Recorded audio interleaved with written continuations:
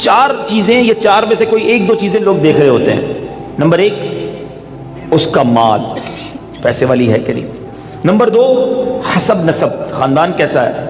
Number تین حسن و جمال، اور نمبر چار کچھ لوگ ہوتے ہیں جو دینداری بھی دیکھتے ہیں۔ آقا فرماتے تمہاری ناک خاک آلود ہو یا تمہارا ہاتھ خاک آلود ہو، تم دیندار عورت کے حصول کی کوشش کرو، یعنی دینداری کو فوقیت دینی چاہیے۔ احادیث کا یہ مضمون بھی ملتا ہے کہ جو کسی عورت سے عزت کے لیے شادی کرے وہ ذلیل کر دیا جاتا ہے، کوئی دولت کے لیے شادی کرے وہ غریب اور فقیر کر دیا جائے گا، اور جو دینداری کے لیے شادی کرتا ہے اللہ اسے عروج، برکت اور خوشیاں عطا فرماتا ہے۔ تو موسٹ پریورٹی، پہلی ترجیح کیا ہونی چاہیے؟ یہ ہے تھوڑا سا مشکل، اصل میں یہ باتیں جو ہے نا نوجوانوں کو سمجھ نہیں آتی۔ جو شادی شدہ ہے نا، یہ شکل و صورت جو ہے نا، یہ اس کی اہمیت بعد میں بہت تھوڑی رہ جاتی ہے۔ آج نوجوان اور لڑکے لڑکیاں ایک امیجنیشن میں ضرور ہوتے ہیں کہ چہرہ کیسا ہو، خوبصورتی کیسی ہو، لیکن شادی کے کچھ عرصے کے بعد چہرے کی وہ اہمیت نہیں ہوتی جو اخلاق کی ہوتی ہے، جو کردار کی ہوتی ہے۔ خوبصورتی ہی سب کچھ نہیں ہے زندگی میں، ایک بات دل خوبصورت ہونا چاہیے، اس کے اندر اخلاق ہونے چاہیے، اور سب سے مین چیز دینداری ہے۔ اب میں یہاں جو بزرگ بیٹھے ہیں ان سے ایک بات کرنا چاہوں گا کہ چلے یہ تو لڑکوں کی خواہش، لڑکیوں کی بات ہو گئی، ماں باپ کی خواہش کیا ہوتی ہے؟ فیملی ممبر سے پوچھیں، کسی بزرگ سے پوچھیں، بھائی آپ کو اپنے بیٹے کی شادی کرنی ہے، بہو کیسی چاہیے؟ تو وہاں بھی یہی ہوگا، خوبصورت ہو، پڑھی لکھی ہو، سمجھدار ہو، گھر گرستی آتی ہو، خاندان بڑا ہو، بس یہ چار پانچ چیزیں ہیں۔ آج رشتہ ڈھونڈتے وقت دینداری کون چیک کرتا ہے؟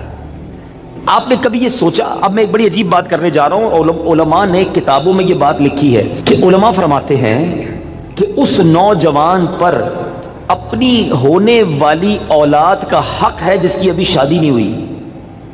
جی ہاں، جس کی شادی نہیں ہوئی نا، اس کی اپنی اولاد کا ایک حق ابھی سے اس پر ہے، اور وہ حق کیا ہے کہ وہ اپنی ہونے والی اولاد کے لیے اچھی ماں تلاش کرے، کیونکہ ماں ہی پہلی درسگاہ ہے۔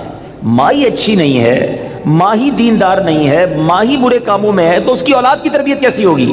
یعنی آپ نے اپنی ہونے والی اولاد کے ساتھ ظلم کیا اگر آپ نے ان کے لیے اچھی ماں تلاش نہ کی۔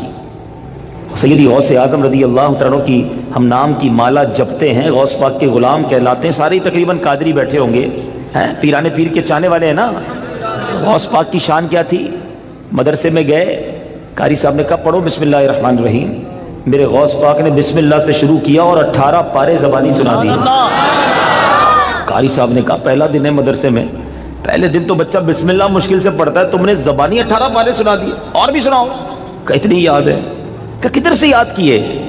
کہ میں جب ماں کے پیٹ میں تھا میری ماں 18 پاروں کی حافظہ تھی، ماں تلاوت قرآن کرتی تھی، ماں کے پیٹ میں ہی میں نے قرآن یاد کر لیا۔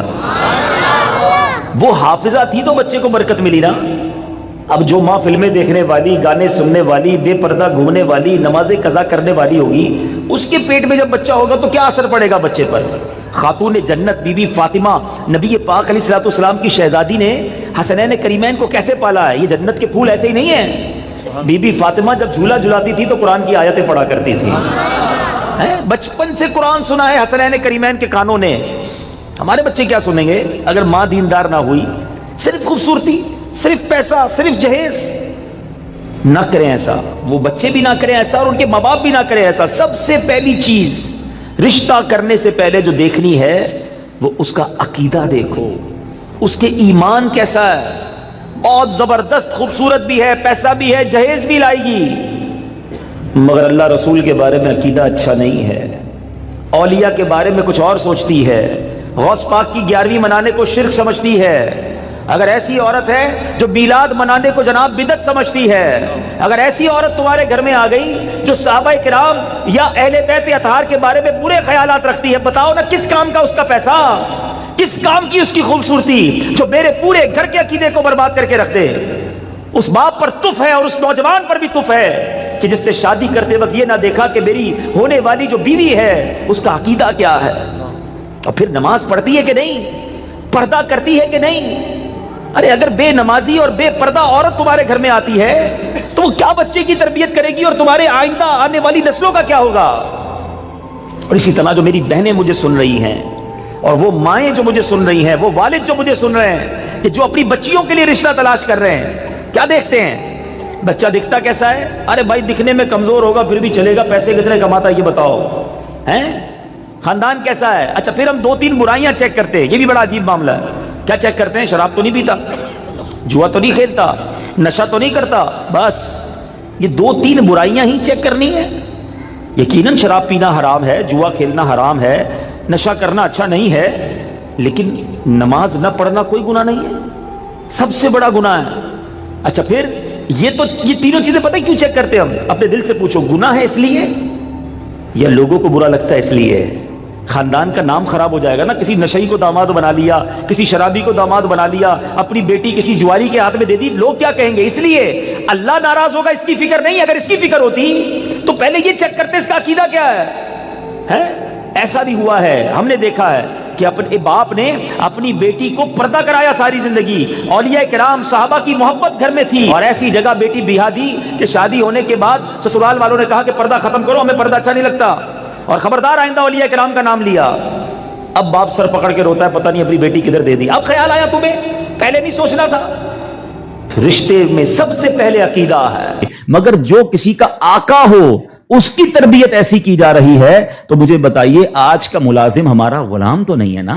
آج تو ہم نے اس سے ایک وقت کا اجارہ کیا ہے کہ جناب آپ 8 گھنٹے کے لیے میرے پاس آئیں گے اور پرٹیکولرلی یہ کام کریں گے، جو کام دیا میں اس سے وہ کام لے سکتا ہوں، نہ میرا وہ زر خرید غلام ہے، شام کو جا کر وہ کچھ بھی کرے اس کا میرا کوئی کانٹریکٹ ہی نہیں ہے۔ مگر اس کے باوجود جو آج ملازمین کے ساتھ سلوک کیا جاتا ہے، غلام کے ساتھ اچھا سلوک کرنے کا اسلام درس دیتا ہے، تو ملازمین کے ساتھ تو اس سے بڑھ کر اچھا سلوک کرنا ہوگا نا، کیونکہ وہ تو غلام بھی نہیں ہے۔ مگر آج غریب ملازمین کے ساتھ جس طرح بعض لوگ بیہیو کرتے ہیں، میں ایسا نہیں کہتا کہ سارے لوگ کرتے ہیں، ماشاءاللہ کچھ ہم نے دیکھا، چاہے وہ فیکٹری اونرز ہوں یا مالکان ہوں کاروبار کے، وہ بچوں جیسا سلوک کرتے ہیں، اور کرنا بھی یہی چاہیے۔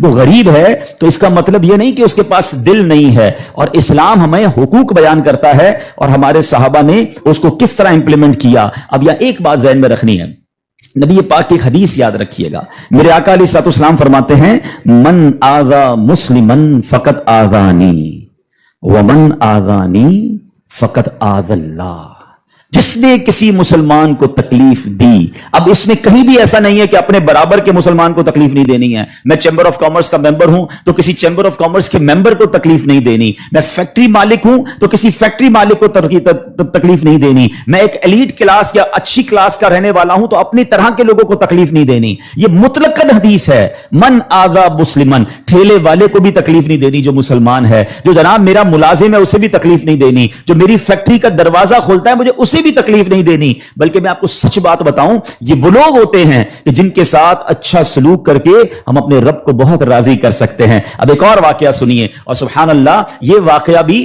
حضرت بلال حبشی ہی سے ریلیٹ کرتا ہے۔ اب آپ ایک اور بات سمجھیے، حضرت بلال حبشی کا بیک گراؤنڈ کیا تھا؟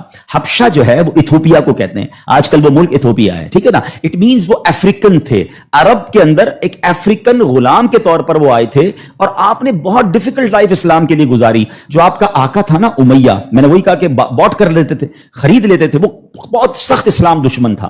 اب امیہ کو جب پتا چلا کہ حضرت بلال مسلمان ہو گئے، اب اس نے حضرت بلال پر مظالم کے پہاڑ توڑ دیے۔ ابھی حیدرآباد میں ہم لوگ موجود ہیں، گرمی کا سیزن ہے، ہم شاید 10 منٹ بھی باہر گرمی میں کھڑے نہ رہ سکیں اس وقت، لیکن مکے کی گرمی، جن کو جو گئے مکے مدینے میں، حضرت بلال کو تپتی ریت پر وہ لٹاتا تھا۔ اجر عطا فرمائے حضرت ابوبکر صدیق رضی اللہ تعالیٰ عنہ۔ دیکھیں حضرت ابوبکر صدیق بھی بزنس مین تھے، یہ میرا ٹاپک نہیں ہے، ورنہ ایک بہت خوبصورت یہ بھی ٹاپک ہے کہ ہمارے صحابہ جو بزنس مین تھے انہوں نے کہاں کہاں پیسے خرچ کیے۔ میں اور آپ بھی کرتے ہیں، but what a right investment they did on that time. Hazrat Usman غنی کی انویسٹمنٹ دیکھیں، آج بھی حضرت عثمان غنی کا وقف مدینے میں جاری ہے، آپ کے علم میں ہوگا۔ بہرحال حضرت ابوبکر صدیق گئے اور امیہ سے کہا کہ بلال مجھے بیچ دو۔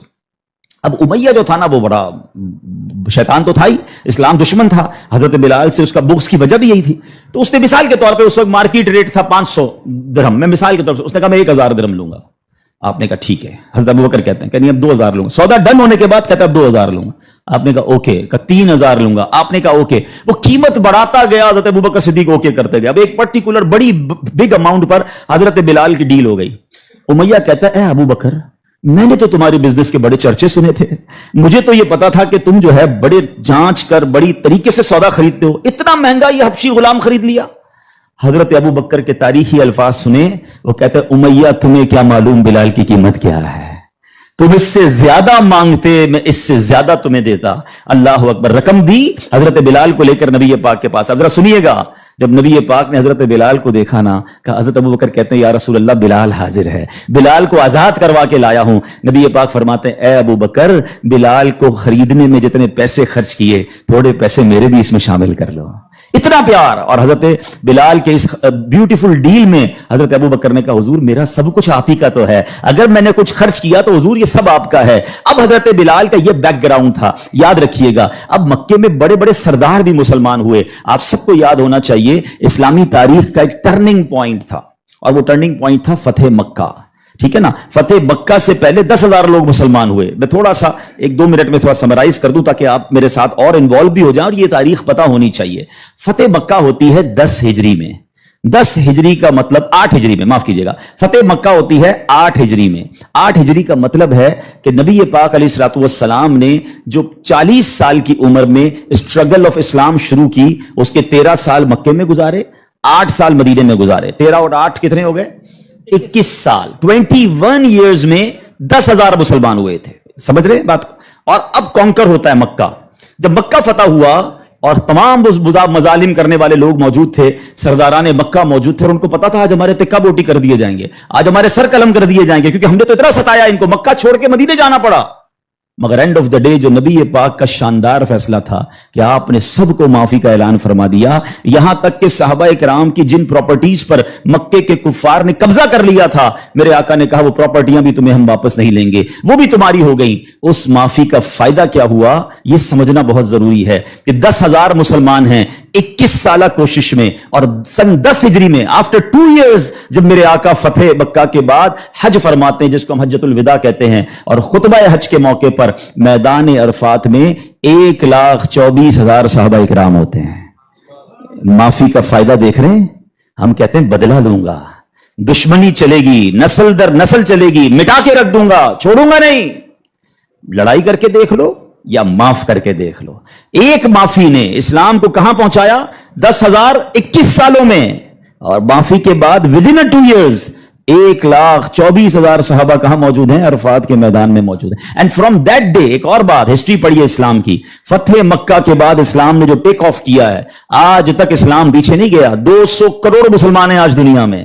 یہ فیضان ہے فتح مکہ کے اس اعلان کا، لا تثریب علیکم اليوم، آج تم سب آزاد ہو، تم سے کوئی سوال نہیں ہوگا۔ اور اس کے بعد سے اسلام کو جو عروج ملا، لیکن بھائی تربیت کا ٹائم تھا نا، جب یہ فتح مکہ ہو گیا نا، تو پیارے آقا علیہ الصلوۃ والسلام نے مکے کی چابی، کعبے کی چابی ملی، اور اب کعبے کی چھت پہ اذان دینی تھی، یعنی ایک طرح سے یہ ایک وکٹری کا اعلان تھا۔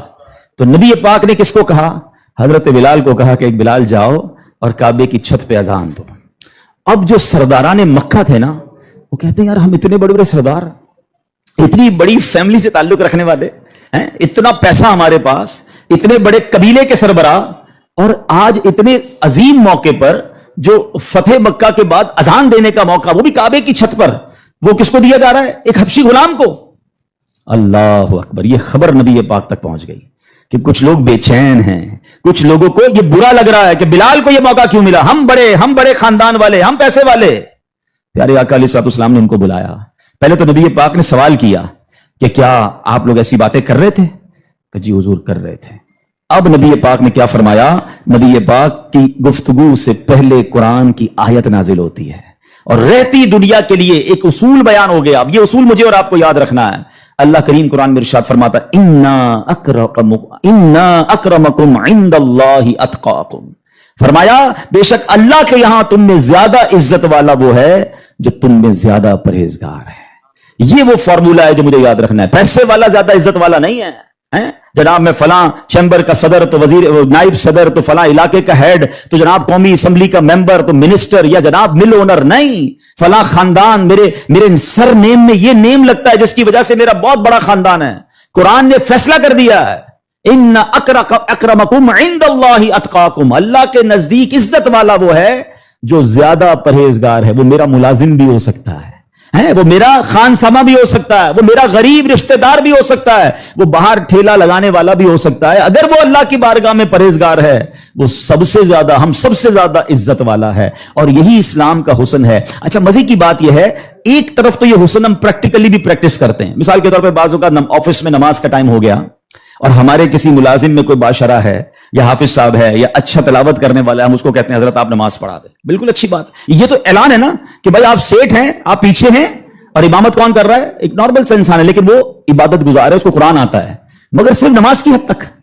امام صاحب نے نماز پڑھا دی، پھر جا کر اس سے وہی انداز اختیار کرنا ہے جو عام ملازمین سے کرنا ہے، نہیں، یہ فارمولا ہمیں اسلام سکھا رہا ہے۔ تو یہاں میرا جو آج ٹاپک ہے کہ سیٹ اور ملازم میں فرق، یہ ہمیں نہیں کرنا ہے۔ ٹھیک ہے، کاروبار ہے، آپ اس سے کام لیں، آپ اس سے اجرت پر کام لے رہے ہیں، مگر آپ نے اس سے خریدا نہیں ہے، اور اگر خرید بھی لیا ہے تو اس کے اوپر زیادتی کی اجازت نہیں ہے۔ مگر آج چونکہ غریب لوگ ہیں، بیچاروں کو جاب ملتی نہیں، تو جو منہ میں آیا کہہ دیتے ہیں، جس طرح ڈانٹنا ہے ڈانٹ دیتے ہیں، اور بعض اوقات تو گالیاں نکالتے ہیں۔ مجھے یاد ہے ایک صاحب مجھے ملے اور مجھے جو ہے وہ میں نے پوچھا، ایسے تھوڑا سا کلوز تھے کہ یار آپ کی سیلری کتنی ہے؟ اب یہ تھوڑی چند سالوں پرانی بات ہے، He's not that much professional، normal سا انسان تھا، منشی ٹائپ کے جیسے ہوتے ہیں نا، تو کہتے ہیں 80,000 تنخواہ ہے۔ میں نے کہا ماشاءاللہ تنخواہ تو اچھی ہے، تو کہتے ہیں 40,000 کام کے ہیں، 40,000 گالیوں کے ہیں۔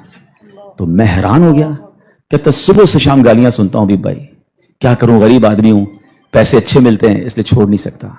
اب میں نے سوچا کہ وہ جو مالک ہے، وہ جو سیٹ ہے، وہ قیامت کے دن کیا جواب دے گا؟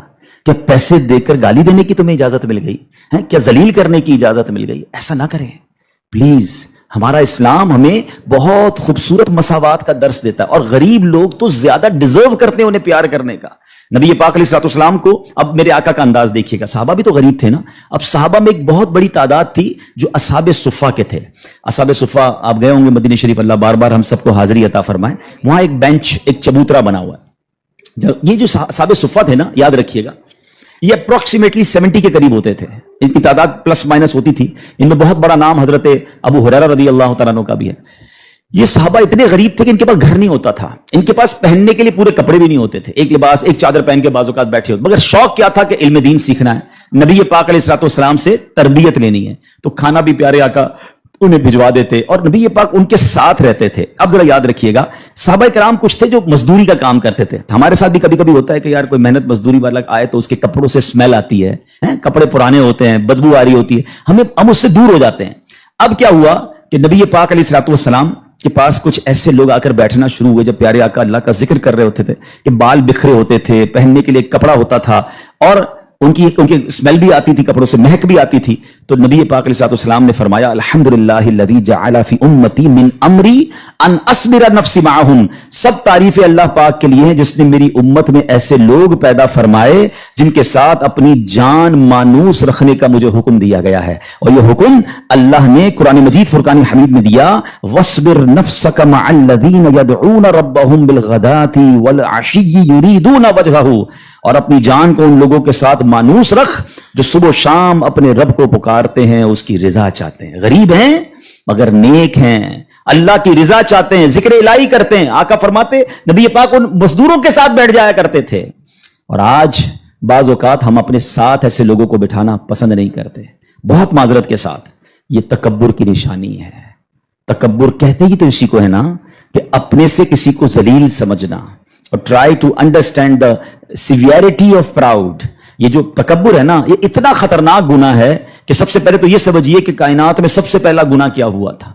تکبر ہوا تھا اور حسد ہوا تھا۔ یہ اتنے پرانے گناہ شیطان نے کیا تھا۔ شیطان کوئی پہلے سے ہی اللہ کا نافرمان نہیں تھا، 40,000 سال اس نے عبادت کی، جنت کا خزانچی تھا، فرشتوں کا استاد تھا، معلم الملکوت تھا۔ once in a lifetime he did proud، ایک بار تکبر کیا، حضرت آدم کو سجدہ کرنے سے انکار کیا نا، جملہ کیا تھا اس کا؟ قرآن میں موجود ہے نا، انا خیر من، اے اللہ میں اس سے بہتر ہوں، خلقتنی من نار وخلقتہ من